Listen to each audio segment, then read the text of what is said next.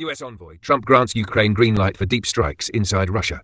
A senior US envoy has suggested that President Donald Trump has authorized Ukraine to carry out long-range strikes deep into Russian territory, signaling a potential shift in Washington's approach to the conflict. Speaking on Fox News on September 28, Kellogg, the US presidential envoy for Ukraine, was asked whether Trump's position allows Kyiv to hit targets inside Russia. "I believe the answer is yes," Kellogg said, adding that his conclusion is based on the president's recent statements regarding the war. His remarks are being interpreted as an indication that the Trump administration is prepared to test Moscow's red lines more aggressively.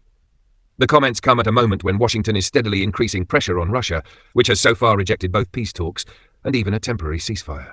Earlier the same day, US Vice President J.D. Vance told American media outlets that the administration was actively weighing whether to supply Ukraine with Tomahawk cruise missiles.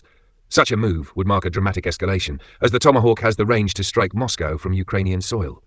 Meanwhile, Russia continues to portray itself as the victim of terrorist tactics.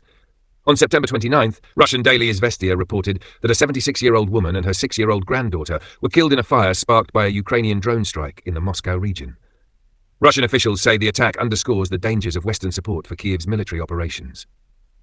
At the same time, Ukraine is enduring relentless bombardment from Russia.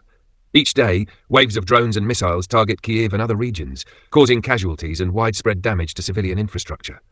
Ukrainian officials argue that their strikes inside Russia are defensive in nature, aimed at disrupting the networks that enable these constant assaults. In a separate development on September 29th, President Volodymyr Zelensky addressed a security forum in Warsaw via video link. He raised alarms about drones violating the airspace not only of Ukraine, but also of Poland and other European nations. Zelensky renewed his call for a common, truly reliable shield to protect Europe from aerial threats, framing Ukraine's struggle as part of a larger continental defense effort. The convergence of these events highlights a volatile phase in the war. Trump's apparent approval for Ukraine to strike inside Russia, paired with possible Tomahawk deliveries, would mark a significant broadening of Kyiv's operational reach. Such measures could increase pressure on the Kremlin to reconsider its strategy, but they also raise the risk of further escalation, particularly if Russian civilians continue to suffer casualties. For Ukraine, the signals from Washington represent both opportunity and responsibility. With Western support becoming more conditional and harder to secure, Kyiv sees long-range strike capabilities as a way to deter Moscow and restore balance on the battlefield. Yet the humanitarian toll of drone and missile warfare on both sides complicates the moral and diplomatic landscape.